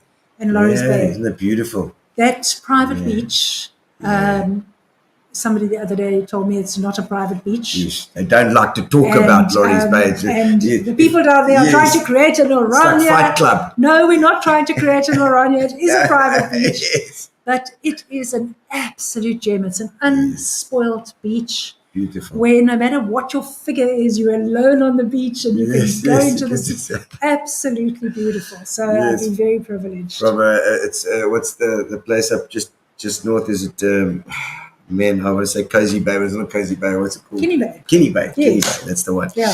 And it is absolutely beautiful down there. But it's like Fight Club. If what's it? Nobody talks about Fight Club. Where if you remember, what was that? The first rule of Laurie's Bay is that nobody talks about Laurie's Bay. Yeah. No. Have you ever, Gary question, here's a nice one for you. Have you ever had to navigate a cultural misunderstanding? Yes. Yes. Not so much cultural.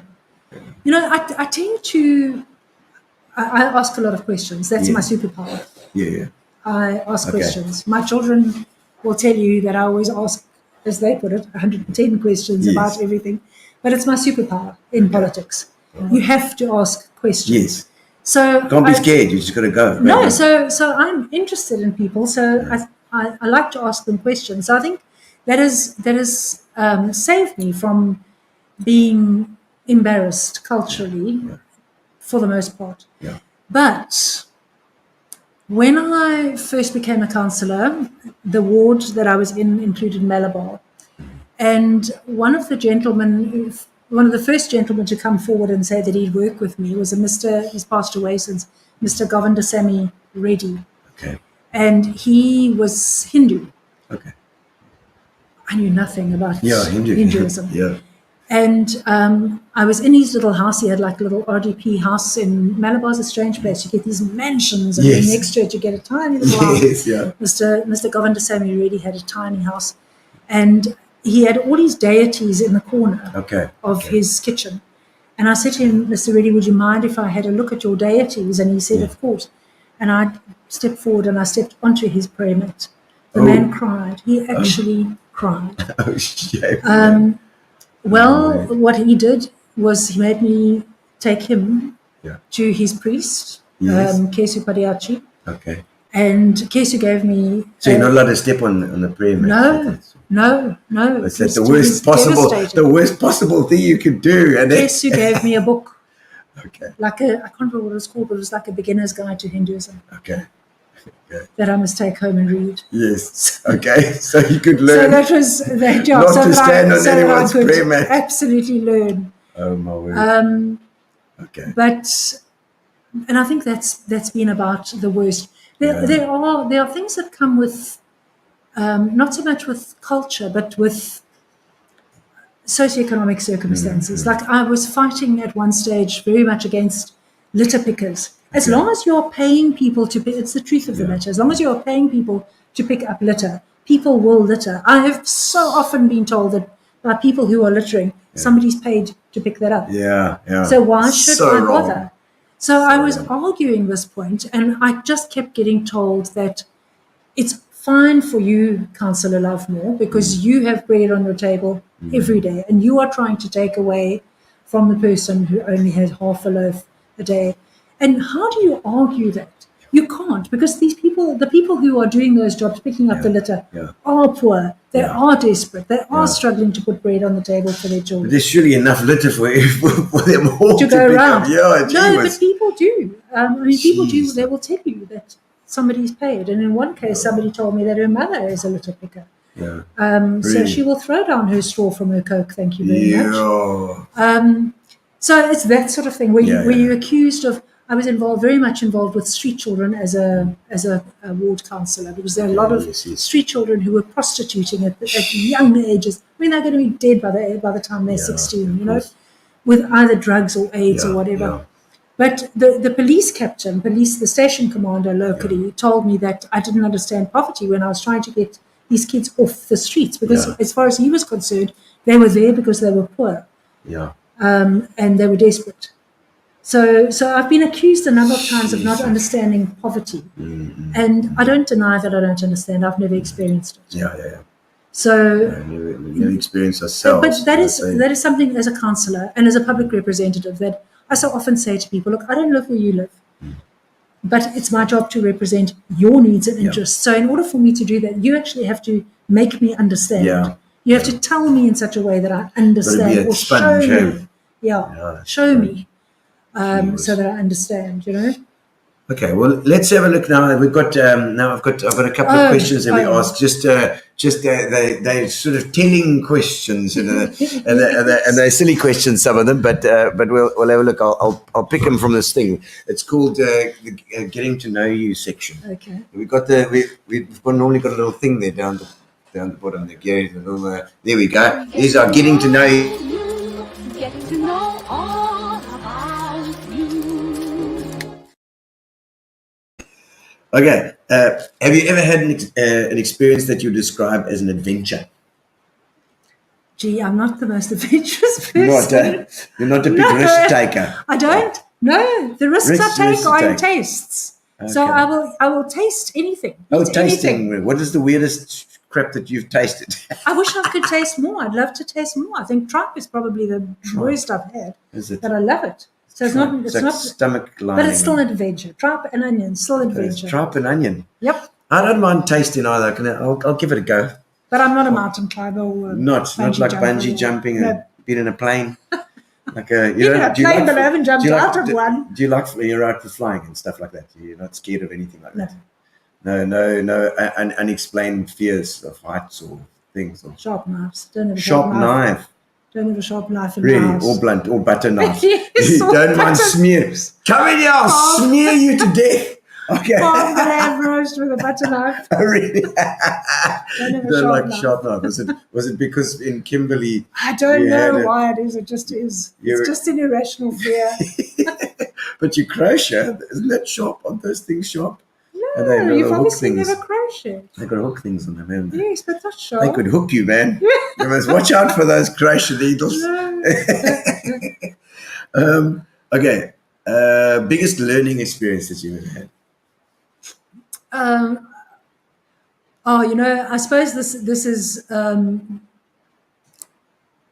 is a cop out, really. Yeah. But my biggest strength is learning. I mean, I've done the Strengths Finder Index, and my biggest strength by far is learning. I love to learn. This career in politics has allowed me. I mean, it's allowed me to learn about cultures, different aspects of how government works, of how how South Africa works. Yeah. So the last 24 years for me have been incredible learning experience. And I've had to learn because it's not for my sake. Unless I learned, I couldn't serve people, which I promised to do. So it's such a wide range of stuff that you've had to deal with. Well, education was probably the biggest learning. Sort of you just put in there and you've got to know it. Wow. And you don't. So you learn. We were talking about it earlier before the show, and you were saying that you just literally phoned people up as well at the time. And if you need to find out about something, you rather speak to people. You find it's a better way to learn how to do it. Absolutely, I still do it. Yeah. Learn from experience, basically. Learn from someone else's experience as well, if you need to. Well, you can read stuff, but talking to somebody who's actually been there, who's actually been in a situation, is very different. Nitty gritty. Yes. Yeah, you're right. You're right. Good. I like that one. If you could instantly become an expert in something, what would you be an expert in? Anything, no rules. If I could instantly become an expert in something. Excluding the Constitution. That's your broad cultural things again. You see, I'm thinking far too logically and You're working with comedians here. yes. No, labour law, I think. Labour law. You just say labour law. You go and work for Johnny Goldberg. No, even in the municipality, if I could understand labour law better, with all the problems that are going on with disciplinary hearings and oh my word, it's quite. I wish I knew more. Hectic. I wish I knew more. I mean, you probably know a lot about labour law in the council because they seem to. You have to, but not enough. I'd love to be an expert. I'd love to be the go-to person. So immediately when somebody starts talking about something, you know that they're But wrong. law generally, I actually wish I'd studied law. Law. Yes. It's never too late, Annette. I've done 3 years of the four-year degree, but I'm 65. I'm trying to decide. Is anybody going to take me in to do articles? I don't know. Go out with a blaze of glory.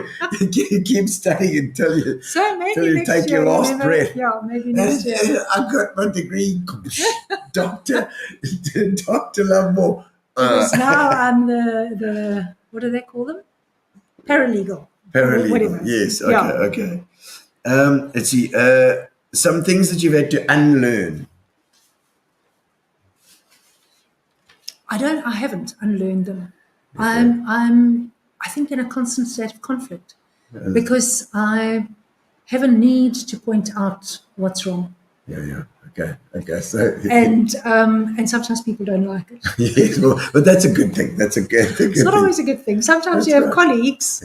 Yes. You've interviewed one of them. He's left the DA since. Oh, right. Who don't like to hear that I don't agree with the way that he's doing things. No, it can get you. You get seen as a difficult person, not you don't seem not seen as a positive person Yes. because you're finding the negative. Oh, she's I'm so one of- toxic. Yeah, no, Okay, absolutely. okay. I'm one of those people who will find the spelling error. I don't, So if grammar- somebody is putting an apostrophe where there shouldn't be an apostrophe, sorry, no matter how local, I can't support that business. If they can't spell their That's own our name, schooling, you know. can't spell their name. Our schooling So, taught us to be that I that wish I could person. unlearn that. Yeah. I wish I could unlearn that, and I You haven't. can't stop yourself. I could, I suppose, if I really, but it's It's apostrophe F's. so I correct far Okay. too much. The worst job that you've ever had. My very first job. It was the people were fantastic. Yeah, the people were fantastic. Yes, but here yes. I come out of university, a maths and chemistry degree, and I think I'm going to conquer the world. I'm going to Yes. get a Nobel Prize for chemistry. I imagine all these test tubes bubbling and Erlenmeyer flasks and all the things that I haven't thought about in years and years Yes. and years. And my first job was at SORTI, which is it's a part of the CSR, but it stands for South African Wool and Textile Research Institute. Oh, ooh, and I was a okay. research assistant. I don't want to bore you with a long story, but I was a research assistant Sounds very boring. Research assistant. to somebody who was doing his research on the shrinkage of wool. Okay. So every single day, I used to have to take 30 centimeter by 30 centimeter pieces of woolen fabric, take a steel plate which had 9 holes in it, use a Koki, draw the 9 holes onto the piece of fabric, wash this one at 60, wash that one at 45, wash that one at 30, dry that one in the sun, dry that one, and then measure them again and work out the percentage shrinkage. I did that for a year. Yo, That was my first job. it's like doing washing. Thank goodness the people were fantastic Oh, good. Yes. because it was the most boring job you could Yeah, do. I'm sure. Good Lord. So there I was. Were you going to work your way the up? world, and I didn't. And you've got a chemistry degree, a BSc from UCT, and you're going to wash wool, a wool washer. It's a good PE job, though, you know. So, oh, my word. The most nervous that you've ever been?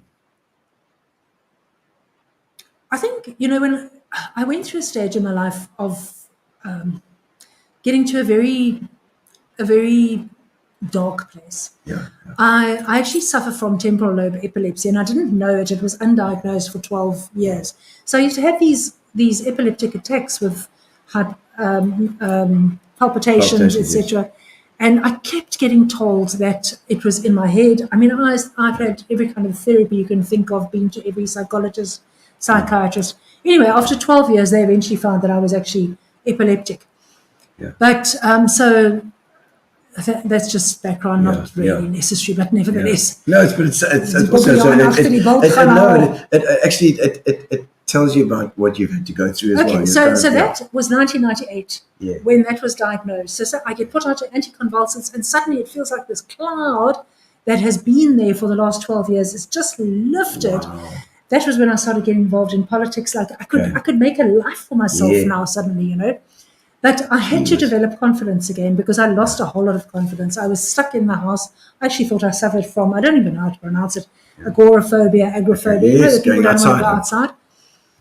So one of the things I decided to do was to go to Toastmasters.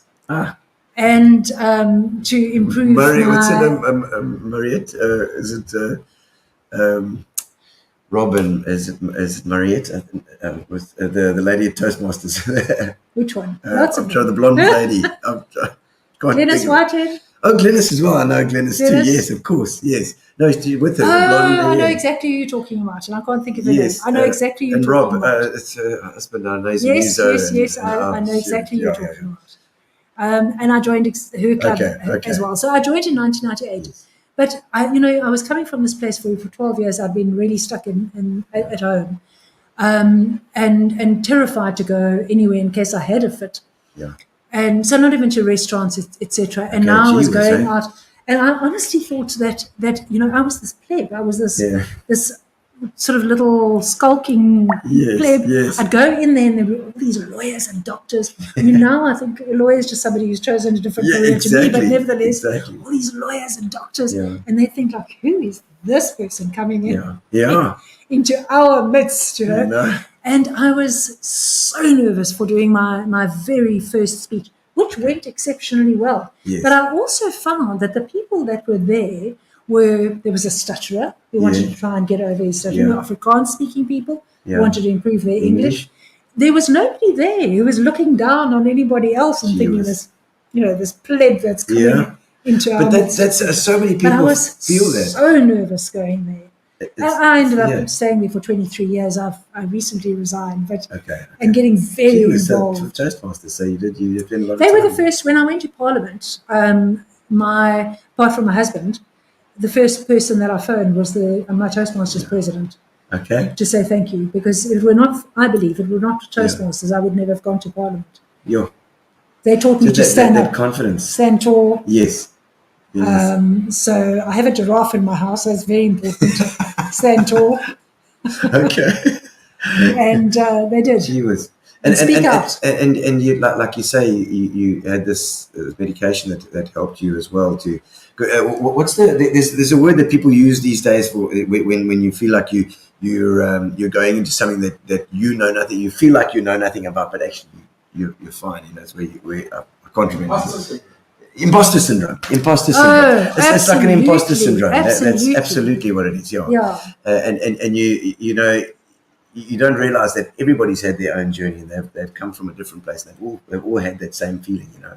Absolutely. And I mean, I've suffered from it a lot in politics because I'm by nature an introvert. Yes. And life generally expects everybody to be an extrovert. Yeah. Certainly in politics, you're expected to be an extrovert. Yes. And I've learned to, when the need arises, To step up. to act. Yeah, do it. Just do it, man. To do it, and then go home and sit by myself.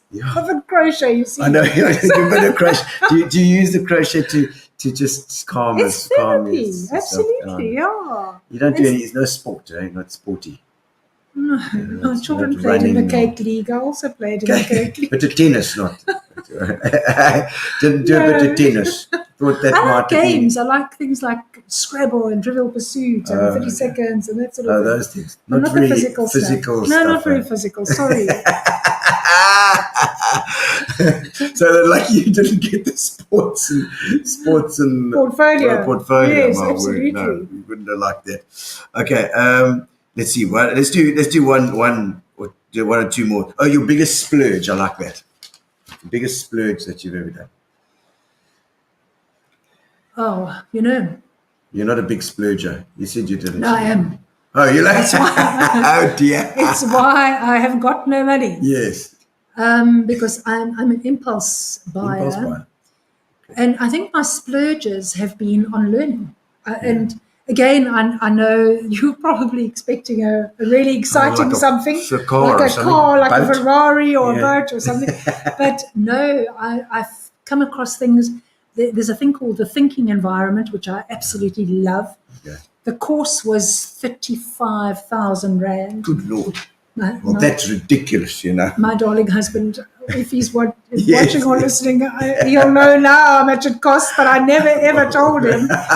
So my biggest splurge has been on taking myself on courses. Sure. Okay. I've taken myself on a lot of You courses. sound like and my wife. sort of decided that it's crucial. I have to. Well, that's learning. Have to know that. Because you have to be forgiven for that, because that's Thanks. just making you. Thanks. It's improving you So in some way, I yeah. suppose. So That's okay, it. so that you talk. Speaking of your husband as well. I mean, you lost your husband a year ago. In December. December. Yeah. December. So not even. It's close. Mm. And I mean, coping with that as well for anybody out there as well. It's also, I know of a couple of people who've lost their spouses, and it's a massive thing. This is like your life partner. It's a big deal. Yeah. Yeah. And how do you cope? Are you getting out there? I know you came to my show. And I like that. Yes. Yes. You know. I can't. I Consider just got you. I honestly thought, and I often used to say to Kenny, he must understand that I'm dying first. Because I really thought that I would crumple up. I could see myself crumpled up in a little heap in the corner, Yes. not doing anything, not going anywhere. But I can't do that. Yeah. I've got a job to do first of all, which I've committed to, Yes, and yes, I must do that. But yeah, I am going out. I am. But, you know, I mean, this morning was a bad morning. I woke up, looked at his picture, burst into tears, Yes. and cried most of the morning. It's these And waves. So sometimes it is like the ocean. yeah. It is. So, but the consolation is that massive wave that you feel overwhelmed by, and you feel like you can't keep your head above the water is not going to last. Like tomorrow, there'll be gentle ripples. Yes, it's fine. You It's know. always going to be there. I think. So obviously I miss him terribly. Yes, you know, we were married for 43 years. Yeah. So what I miss the most is having somebody to tell. Yes. So I'll be on our way home from the meeting, and I just want to tell him what happened at the meeting. And won't believe what he called me. yes, absolutely. Or who I bumped into at the shops or whatever it might be. Yes. And there's nobody to tell. Yeah. So You can always phone your so kids. perhaps you were sent.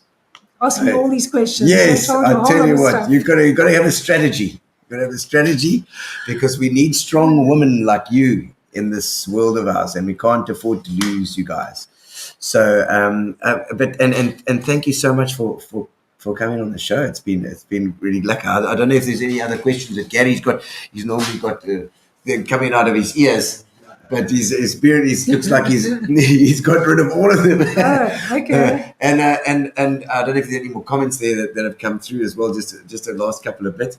But you know, especially when these things hit you in your life, you know, you've got to somehow have a bounce back, and it's hectic. But the PE especially needs people like you. Thank you. And so just as an encouragement for what you've been doing as well, and just being out there and saying your say, you know, that's what we need. We need people like you in Parliament to represent. You know, when things go wrong, when there's problems, you need somebody to take them in. And if things change over this with the elections coming, then you know, you never know where you might find yourself. So we hope that it's in a place where you can make a big difference. Well, me and my colleagues, eh? Yeah, for sure. There we go. And Sandy. Oh, there's Caroline Morgan saying Annette paints well. Thank you, Caroline. Yeah, nice. Do you see you paint a bit? My mother was Caroline and I paint together. She's a good friend of ours. We know her very well. She's full of cuck. Caroline Morgan, then Barbara Manor as well, also a regular on our show, my two faves as well. There we go. Interesting talk. Thank you, Barbara. She's into the soccer as well. Also lost her husband a little while ago. Marlene Hansen, well done. Really enjoyed the chat. Thank you very much. It's Merlin. It's Merlin, yes. not Marlene. Merlin. Caroline, the last painting that we did together was a cow. I thought you were going to say a nude. No, it was a cow, an Nguni cow, and she got so frustrated with this cow, she just painted the whole thing blue. Blue cow. But her daughter loved it. She took it to Cape Town with her. I think it's awesome. Did she buy it? No. Well, I don't think so. You never know with the art, you know. It's an investment, really. Listen, what we produce, I don't think is worth much. You never know. Omri Samson Kenny was a real sweetheart. There we go. Oh, he loved Omri. Yeah. Oh, man. But thank you so much for coming on. And thank you for sharing your journey. It's been fantastic and lovely to get to know you. It was a pleasure. Thank you very much. And I'm sure we'll be in touch again. And now at least we know each other. You know what I mean? At your next show. Yes, for sure. And thank you for joining us on Gino Spot. Next week, I don't know who we've got next week. I've got no clue, but it's somebody very interesting. I think it might be Kurt Brunner. Next week. I must check. Special thanks to Fat Cats for providing some food. We've got cheese. We've got a bit of cheese blocks here and a bit of fruit if you want to have a touch of that. We've been talking so much we haven't been eating either. And thank you to our sponsors. Thank you to Fitch and Leeds and Sovereign and of course Amobia for our internet as well. We're going to do a lucky draw now where we pull a button. Oh, cool. We pull a button. We push a button, and whoever's online can win a case of Fitch and Leeds, which will be sent to you. So let's see who is going to win. Elmarie Sampson. Elmarie, yes, excellent. We'll send it to the weather guru. We'll send it up to you, Elmarie, for your gin and tonics, or whatever you need. Thank you for joining us, and we'll see you next week again. Don't forget, subscribe to YouTube, push that little bell. And thank you so much for coming on. And thank you very much. It's been fantastic to get to know you. Excellent. Cool. Thank you. Cheers. Relax. There we go. Relax, sit down. Coming out of PE town. Drink, find a shot. Never mind your liver. Get to Gino Spot. Gino Spot! Get to Gino Spot. Gino Spot! Have a laugh, have a giggle, and exercise your middle. Have a Gino